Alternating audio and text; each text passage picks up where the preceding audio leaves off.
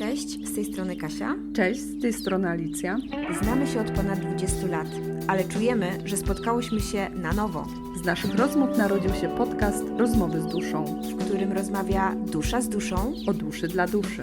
Opowiadamy o naszej drodze do poznania siebie, zrzucając iluzje nagromadzone przez większość naszego życia. Jeśli szukasz szczerości i autentyczności, to czekałyśmy właśnie na Ciebie. Chodź, wsłuchaj się w siebie. Jest tak dużo do odkrycia.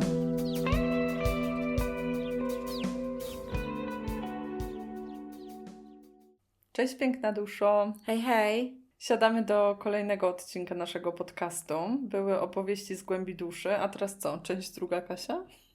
Część druga. Chciałam, żeby Alicja podzieliła się historią sprzed kilku dni. Bo zapowiadałyśmy w poprzednim odcinku, że będziemy mówić o uważności. I taka historia z zeszłego tygodnia. Pojechałam wyrzucić śmieci. Tutaj w Niemczech jest tak, że ten plastyk, to szkło i w ogóle to trzeba jechać z tym trochę dalej. To nie jest zaraz tak koło domu. No ale mniejsza z tym. Pojechałam wyrzucić śmieci. I wracając, zauważyłam już z daleka, że na skrzyżowaniu dwóch ulic stoi dziewczynka i tak chce iść w jedną stronę, chce iść w drugą stronę, nie wie co ma zrobić, widzę, że cała się trzęsie i płacze. I tak podjeżdżam bliżej i patrzę, że nikt nie reaguje. Ale co znaczy, że nikt nie reaguje? To gdzie to było? Wiesz co, to się działo koło takiego przystanku autobusowego, na którym stali normalnie ludzie i czekali na autobus. Autobus właśnie podjechał, więc pewnie różne osoby, zakładam z góry, że spieszyły się na ten autobus. No ale mimo wszystko pewne osoby zostały tam, dalej siedziały i nikt nie zareagował. A powiedz mi, a ile lat mniej więcej mogła mieć ta dziewczynka? Myślę, że tak 7-8. No to naprawdę jeszcze mała istotka. Jeszcze mała istotka, dokładnie. No i ona mi tak zaczęła tłumaczyć, że jej przyjaciele byli na przystanku, mieli wszyscy jechać razem do domu, ale ona musiała się wrócić do szkoły po jakiś zeszyt i teraz przyszła i tutaj nikogo nie ma, ona nie może sama jechać autobusem, a pieszo też nie może sama pójść i że mama jej nie odbierze i że szloch i w płacz. I summa summarum, dziewczynka była super, bo wyciągnęła zaraz z plecaka telefon, nie swój telefon, tylko numer telefonu zapisany na karteczce, tak trochę lata 90. I mówi, czy ja mogę zadzwonić do jej mamy. Ja mówię, że pewnie, no to dzwonimy. No i porozmawiała właśnie z mamą. Mama okazało się, że siedzi w domu, dlatego, bo ma złamaną nogę, więc nie może przyjechać. Ale za chwilę jej koleżanka przyjechała i odebrała dziewczynkę. I po co tutaj opowiadam tę całą historię? No właśnie. Była to dla mnie ważna historia, dlatego, że poruszyło mnie, że ta dziewczynka naprawdę szlochała i nikt się nią nie zainteresował. A czy odnalazłaś w niej trochę siebie? Mocne pytanie. Byłaś w takiej sytuacji kiedyś? Chyba nie pomyślałam o tym w takim kontekście.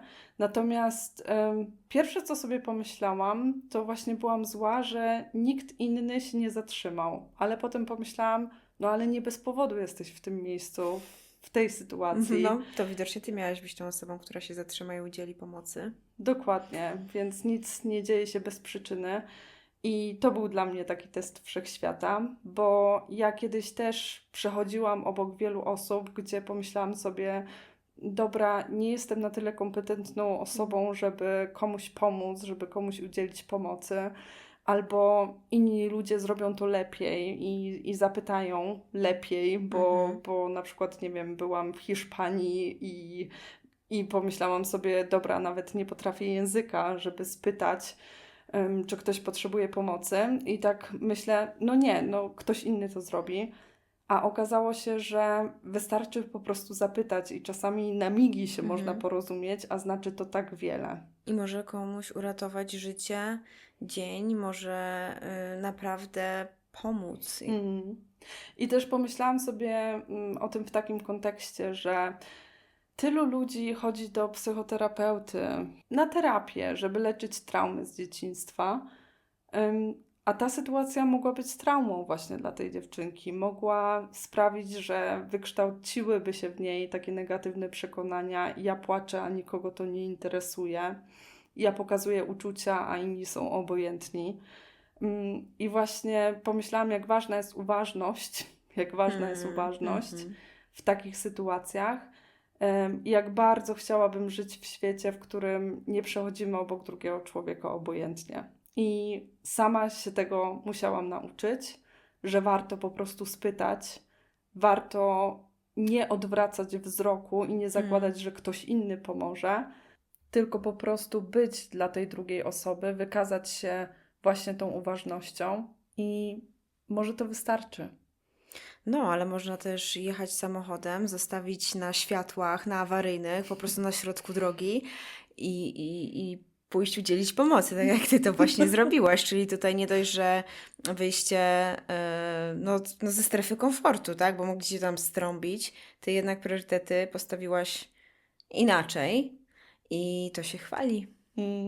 Ale powiem Ci, że właśnie fajnie opowiadałam Ci o tym wcześniej, dlatego Kasia już zna szczegóły, bo ja tam rzeczywiście się zatrzymałam na środku drogi i jak otworzyłam to okno i zapytałam tą dziewczynkę, czy potrzebuje pomocy, to jak ona właśnie zaczęła iść w moją stronę, to ja po prostu włączyłam awaryjne i zostawiłam to auto na środku.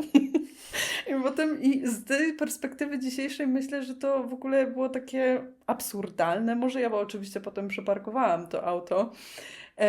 Ale pierwszy impuls, Ale pierwszy impuls poczucie. był taki, że ta dziewczynka w tym momencie Tak. potrzebuje pomocy i kto wie, co ona zrobi, zanim ja bezpiecznie zaparkuję auto. Więc awaryjne stoję tak, że inne samochody mają możliwość zobaczenia mnie, wyminięcia mnie i bezpiecznego poruszania się dalej, ale najważniejszy jest człowiek.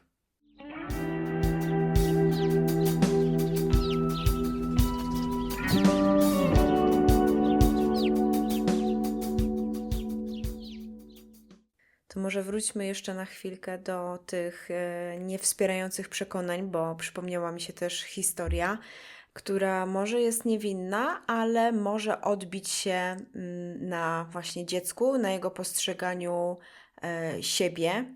Ale dobra, do brzegu. Podczas jednego z nabożeństw były intencje i ksiądz zapytał dzieci, za co się modlimy tym razem. Dzieci oczywiście bardzo ochoczo tam podnosiły ręce, mówiły, że chcą się pomodlić za strażaków, za osoby zmarłe, za rodziców, za nauczycieli w szkole. I podniosła też rękę dziewczynka, która chciała pomodlić się za kwiatuszki. A ksiądz na to, a jak za kwiatuszki, to nie. I myślę sobie, że tutaj też mogło się u dziecka pojawić coś niewspierającego, co się mogło wgrać i będzie kiełkowało przez kolejne lata jego życia. Mam na myśli to, że przy całym tłumie ludzi dziecko zostało w jakiś sposób ośmieszone, a równie dobrze można było całą tę sytuację jakoś inaczej obrać w słowa. Zresztą, dlaczego tak właściwie za naturę mamy się nie modlić? Przecież jest Matka Ziemia, tak? Gaja, przecież tak trąbimy o tym, o ekologii, o tym, żeby nie zanieczyszczać, to tamto, a może czasem trzeba byłoby się też pomodlić. I być wdzięcznym, bo modlitwa to wdzięczność, Dokładnie. więc bycie wdzięcznym za naturę i właśnie za te kwiatuszki. I jeszcze bym dodała za te kwiatuszki i za zwierzątka, bo z tego co pamiętam, to ja też kiedyś zostałam zgaszona w taki sposób, że no zwierzątka to też, no nie. A dlaczego nie?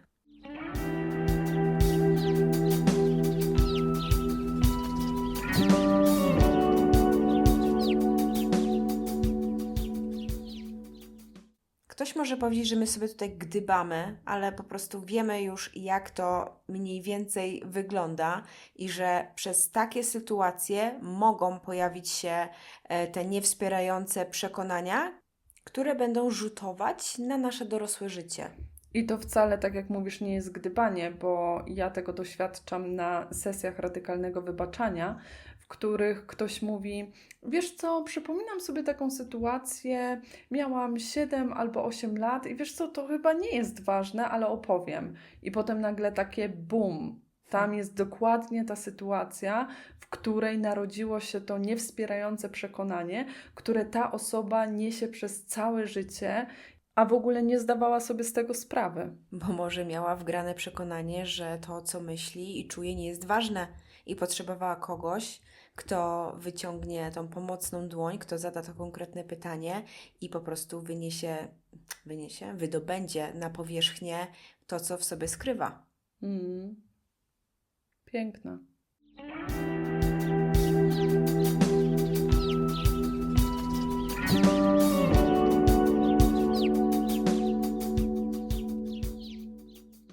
No to, żeby tak nieszablonowo zakończyć ten odcinek, co możemy powiedzieć? Jak to podsumować?